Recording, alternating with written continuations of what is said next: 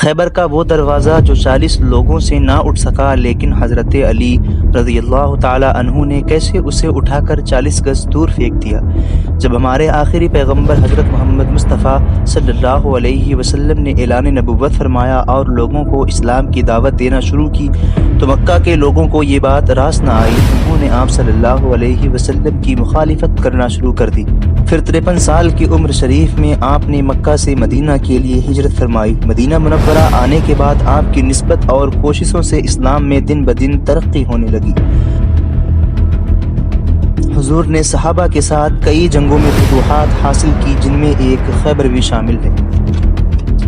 خیبر مدینہ سے تقریباً 300 کلومیٹر اتر کی جانب آباد ہے۔ یہ شہر عرب میں یہودیوں کا سب سے بڑا مرکز تھا۔ اس جگہ یہودیوں کے بہت سے مضبوط قلعے تھے۔ ان میں سے 8 قلعے قتیبہ، نائم، شق، کموس، نطاح، صعب، وطی، سلالم بہت مشہور ہیں۔ ان 8 قلعوں کے ناموں کو ملا کر ایک نام رکھا گیا جسے خیبر کہا جاتا ہے۔ یہودیوں نے بطور حضرت مدینہ منورہ پر حملہ کرنے کی سازش کر لی۔ جب یہ خبر حضور صلی اللہ علیہ وسلم کو ملی تو آپ 1600 صحابہ کرام کے ساتھ ان کا حملہ روکنے کے لیے روانہ ہو گئے اور آپ نے مدینہ میں حضرت صبا بن ارقطہ غفاری رضی اللہ تعالی عنہ کو اپنا خلیفہ مقرر کیا۔ یہ اسلامی لشکر رات کے وقت سرحد میں داخل ہو گیا اور صبح ہوتے ہوتے شہر خیبر پہنچ گیا۔ دیکھتے ہی دیکھتے شور و گل مچ گیا کہ خدا کی قسم محمد بن عبداللہ صلی اللہ علیہ وسلم لشکر لے کر آ گئے ہیں۔ ادھر یہودی جنگ کے لیے تیار ہو گئے، ادھر مسلمان بھی شیر کی طرح میدان میں کود پڑے۔ سب سے پہلے قلعہ نائم فتح ہوا، اس کے بعد دوسروں قلعوں پر بھی قبضہ کر لیا۔ قلعہ کموس، اب باری تھی قلعہ کموس کی۔ یہ یہودیوں کا سب سے بڑا قلعہ تھا جہاں پر یہودیوں کے حکمران جمع ہو کر اپنے بتوں کی عبادت و ریاضت اور مسلمانوں کو شرکسی میں داخل کرنے کی تدبیریں کیا کرتے تھے۔ اور اس قلعے کا حاکم مرہب تھا جو بہت ہی ظالم تھا۔ کہا جاتا ہے کہ مرہب اکیلے ہی 1000 لوگوں سے مقابلہ کرنے کی استطاعت رکھتا تھا، اسی لیے اس کی فتح میں بہت دشواری پیدا ہوئی۔ حضور صلی اللہ علیہ وسلم نے پہلے دن حضرت ابو بکر صدیق کو حاکم مقرر کیا۔ آپ نے اسلامی فوج لے کر قلعہ کموس پر چڑھائی کر دی، مگر یہودیوں نے اتنا سخت مقابلہ کیا کہ یہ لوگ قلعے کے دروازے تک نہ پہنچ سکے اور شام ہو گئی۔ دوسرے دن حضرت عمر کو کمان ملی، آپ نے بھی بہت جواں مردی سے مقابلہ کیا مگر کامیابی حاصل نہ ہوئی۔ دوسرے دن شام کے وقت صحابہ عرض کرنے لگے، حضور یوں تو خیبر پر چڑھائی کرنا ممکن نہیں۔ تو حضور فرمانے لگے، کل میں جس کے ہاتھوں میں جھنڈا دوں گا وہی خیبر پر فتح حاصل کرے گا۔ بعد میں حضرت ابو ہریرہ عرض کرنے لگے، حضور ذرا یہ تو بتا دیں وہ کون سے صحابہ ہیں جن کے ہاتھوں میں اللہ نے فتح دی ہے؟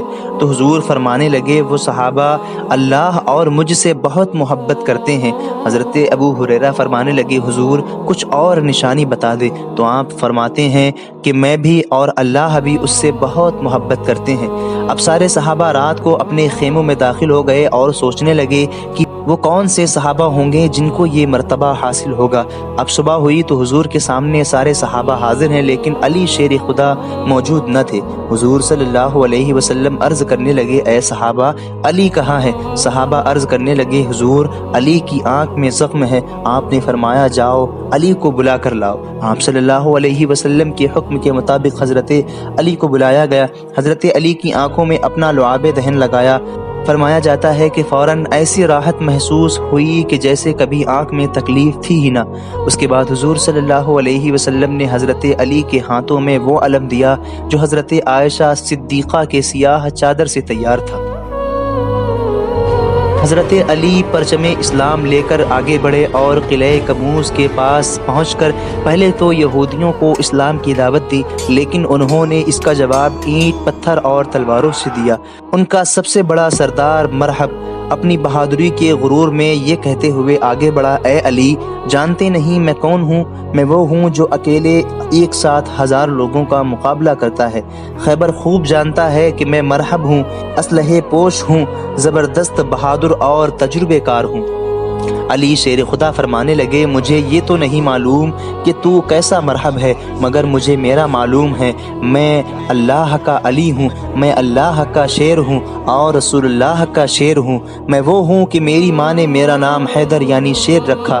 میں کچھار کے شیر کی طرح ہیبت ناک ہوں۔ مرحب نے بڑی ہی تمتراقی کے ساتھ آگے بڑھ کر حضرت علی شیر خدا پر وار کیا، مگر آپ نے ایسا پیترا بدلا کہ مرحب کا وار کھا لی گیا۔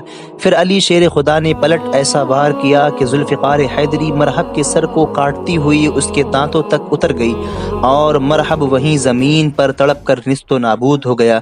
اس کی لاش ابھی زمین پر تڑپ ہی رہی تھی۔ یہ دیکھ کر یہودی فوج حضرت علی پر یک بار ٹوٹ پڑی، مگر ذوالفقار حیدری بجلی کی طرح ان لوگوں پر گرتی رہی، جس کی وجہ سے بہت سے بہادر اس سے موت کے گھاٹ اتر گئے۔ دوران جنگ علی شیر خدا کی ڈھال ٹوٹ گئی۔ اللہ اکبر! چاروں طرف یہودی، بیچ میں اکیلے تنہا حضرت علی شیر خدا۔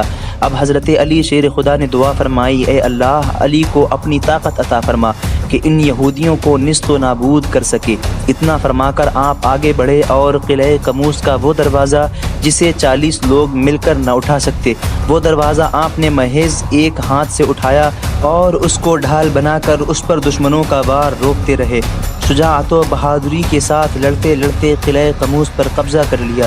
اسی طرح پورے خیبر پر مسلمانوں نے فتح حاصل کر لی۔ فتح خیبر کے بعد حضور صلی اللہ علیہ وسلم نے ارادہ فرمایا کہ اہل خیبر کو جلا وطن کر دیا جائے، مگر یہودیوں نے درخواست کی کہ ہمیں خیبر سے نہ نکالا جائے اور زمین ہمارے قبضے میں ہی رہنے دی جائے، ہم یہاں کی پیداوار کا آدھا حصہ آپ کو دیتے رہیں گے۔ حضور نے یہ درخواست منظور فرما لی، لہٰذا جب کھجوریں پک جاتی اور غلہ تیار ہو جاتا تو آپ عبداللہ بن رواحہ رضی اللہ تعالی عنہ کو بھیجتے، وہ خیبر جاتے اور پیداوار کے 2 حصے کرتے، دونوں کو برابر رکھتے اور یہودیوں سے فرماتے، ان میں سے جو تمہیں پسند آئے لے لو۔ یہودیوں کو یہ انصاف بہت پسند آتا۔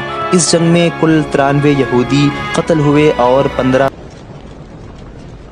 اللہ سے دعا ہے کہ صلی اللہ علیہ وسلم کی باتوں پر عمل کرنے کی توفیق عطا فرمائے۔